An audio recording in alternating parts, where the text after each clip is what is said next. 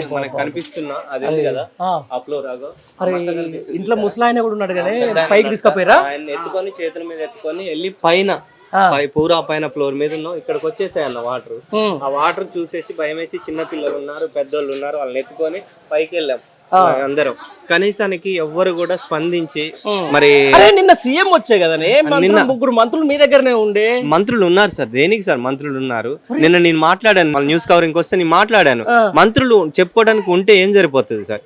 మంత్రులు అనేవాళ్ళు, నేను అనేది సరే మంత్రులు రాకపోయినా కనీసానికి ఒక సిబ్బందినో రెస్క్యూ టీమ్నో ఎవరినో పంపించాలి కదా. మేము పైన పూరా పైన పెద్దోళ్ళని పెట్టుకొని వాన పడుతుంటే టేరా కప్పుకొని కూర్చొని ఉన్నాం. కనీసానికి మాకు తాగటానికి నీళ్ళు తాగితే మేము వచ్చే మురికి నీళ్ళు తాగాలి. మా అదృష్టం ప్రకారం ఏంటంటే పైనుంచి వాటర్ బాటిల్స్ వస్తుంటే వాటి నీళ్ళల్లో నుంచి పట్టుకొని ఆ నీళ్ళు తాగాం. ఆ బాటిల్స్ కొట్టకొచ్చిన వాటర్ బాటిల్ తాగి బతికాం. ఇంకొక 2 గంటలు అయితే వాటర్ ఫ్లో అయ్యేసి పూరా ఫ్లోర్ కూడా మునిగిపోయేది. ఆల్మోస్ట్ నిన్న వర్షంలో నిన్న మొత్తం వర్షంలో ఇంతవరకు కనీసం తిన్నరా? ఏమీ లేదు సార్.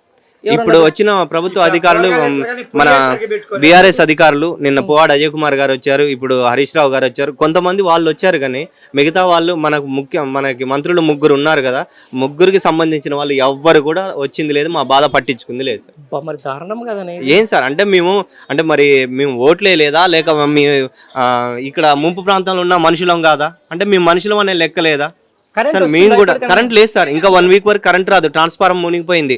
ఆల్మోస్ట్ ఆ ట్రాన్స్ఫారం మొత్తం టోటల్ మునిగిపోయింది. ఏరియా అంతా ఒక స్తంభం అంత హైట్ లోతులో మునిగిపోయింది. ఇప్పుడు అంటే తోటరామారావు గారు కానీ వాళ్ళు కానీ కూరగాయలు అవి వాళ్ళు సప్లై చేస్తున్నారు. కానీ మిగతా మంత్రులు 3 ఉన్నారు. చెప్పుకోవడానికి 3 మంత్రులు దేనికి? అంటే మేము చచ్చిపోతే మా శవాల మీద శవాలు చూస్తూ ఫోటోలు దిగటానిక? మా శవాల మీద ఇది మొత్తం ఇల్లు అంతా మునిగిపోయిందా? వచ్చిందండి, మేము అంతా బాధపడుతున్నాం. ఇప్పుడు ఎదువరకు ఎప్పుడన్నా మునిగిందమ్మా? ఇదే ఫస్ట్ అండి, పెద్దగా రావడం ఇదే ఫస్ట్. అంతేనా? మరి ఎవరన్నా వచ్చి ఏమన్నా అన్నం గిన్నం ఏమైనా పెడుతున్నారు? లేదండి, అసలు బయట నుంచి తెచ్చుకుంటున్నామండి. అయ్యో, మీరు 3 మంత్రులు గెలిపించుకున్నారు. ఈడ ఏం చేయాలండి, మా బాధ చెప్పుకోలేమండి. నిన్న ముఖ్యమంత్రి కూడా వచ్చి 10,000 ఇస్తామంటారు. మరి బాధపడుతున్నాం, మనసులో పెట్టి కడిగిస్తున్నామండి. దారుణంగానే ఉంది. ఇదే అయిపోతే రేపు అంటు రోగాలు వస్తాయి. మా నాన్నగారు ఉన్నారండి పాప, ఆయన ఎంత తిప్పలు పెడుతున్నాం. ఇదంతా చూడండి, ఇంకా పైకి కూడా మొత్తం నడిచిందండి. పైప్ లో కూడా ఒక మెట్టు అయితే లోపల పోయేదండి. టీవీలు మొత్తం అయిపోయిందండి.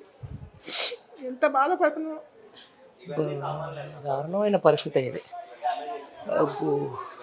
అదే చూస్తూనే ఉన్నాను. ఏం చూద్దామమ్మా? ఇది ఏం చూసినట్టుంది? ఇది ఎక్కడ చూసినట్టుంది?